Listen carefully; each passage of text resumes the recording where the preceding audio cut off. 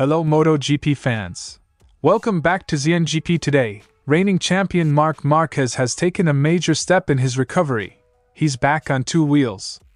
Riding at the Alcarràs circuit, the Spaniard completed a careful, progress-focused outing that the team describes as the start of the next phase of rehabilitation. Jorge Martín has had a season to forget through injury and bad luck, but he's still asking the what if that haunts every competitor. What might have happened had he stayed with Ducati instead of moving to Aprilia? In a reflective interview, Martín weighs his missed opportunities, praises Marc Márquez's extraordinary year, and frames the challenge ahead as motivation. Don't forget to click subscribe button and the bell icon for MotoGP news update.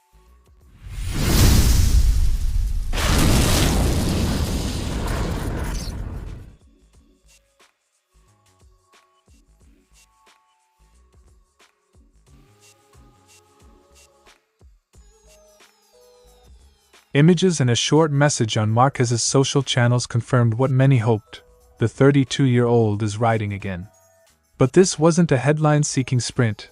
It was a methodical reintroduction to the bike in a quiet, familiar environment. Alcarràs was chosen deliberately, a low-pressure venue close to home where he can rebuild feel without the stress of timed sessions or crowds. The significance is as much psychological as physical. Getting back in the saddle signals progress in rehab, and gives his team fresh data about how the shoulder and body respond under Rio riding conditions. First day on the bike.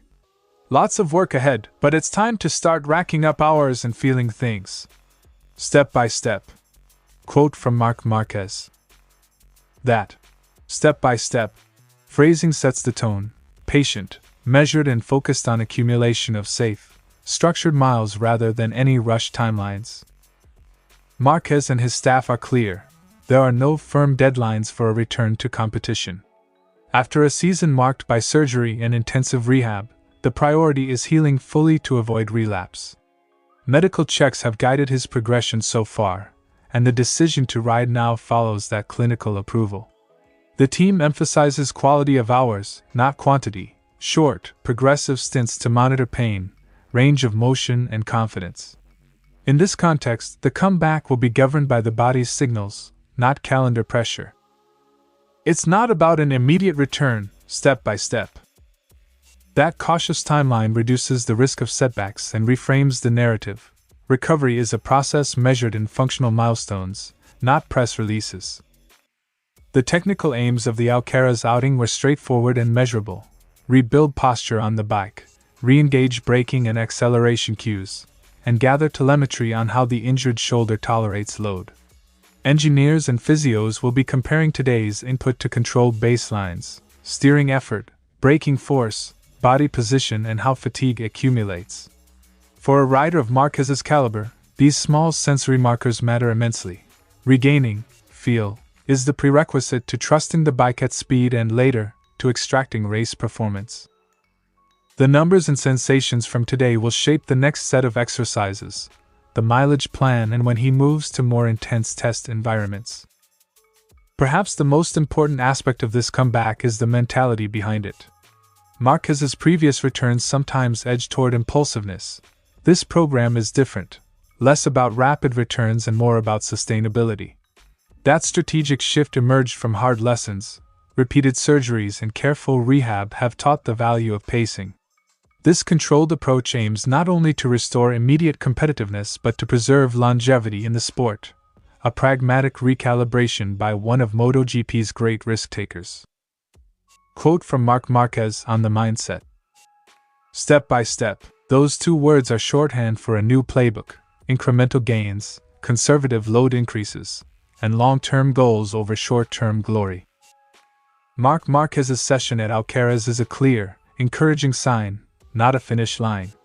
It marks the transition from clinical rehab to graded, on-bike rehabilitation, short stints to rebuild feel, medical checks to validate progress, and a cautious roadmap ahead. For the paddock and fans, today's images are hopeful. For Marquez and his team, their data, the first chapter of a carefully managed comeback. We'll follow each milestone as he racks up hours and inches back toward full race preparation. Martin's 2025 was defined by setbacks from the start. A preseason crash in Sepang robbed him of vital running, followed by further training injuries that delayed his opening rounds. His return in Qatar ended in a violent crash and major chest injuries that sidelined him for months, and later a broken collarbone in Japan ended his Asian campaign.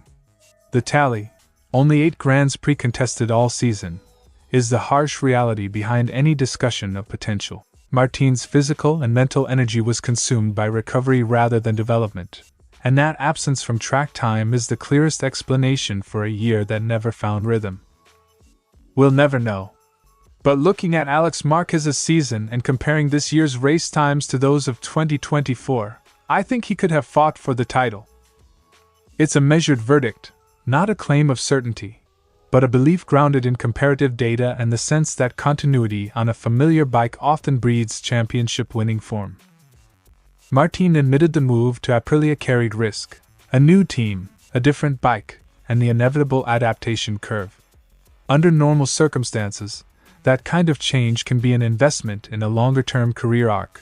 In Martin's case it became, instead, a season of interruptions.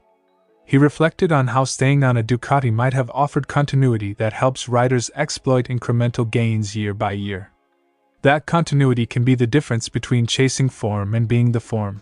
Losing it to crashes and rehab converted a potentially progressive season into a lost year. Obviously, I would have given 100%, and I think that 100% would have been enough for me to fight. The honesty stings, a champion admitting he was ready, if only the circumstances had allowed, and it leaves open the tantalizing, might have been, scenario for fans and pundits alike. Martin was emphatic in his praise for Marc Márquez's 2025 campaign, calling it extraordinary. He positions Marquez not only as the benchmark but as a spur to be better. The tougher the rival, the sharper the rider you must become. That perspective reframes his regrets as fuel rather than defeat. Instead of bitterness, Martin expresses professional admiration. Marquez's level forces rivals to up their game and offers a learning curve for anyone who races him regularly. What Marquez has done this year is extraordinary.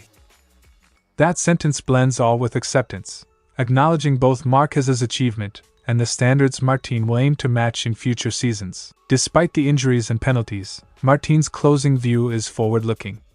He wants to return stronger, learn from competing against the best, and embrace the challenge of matching the sport's elite.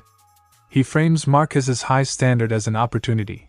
The better the champion, the better the rider forced to respond.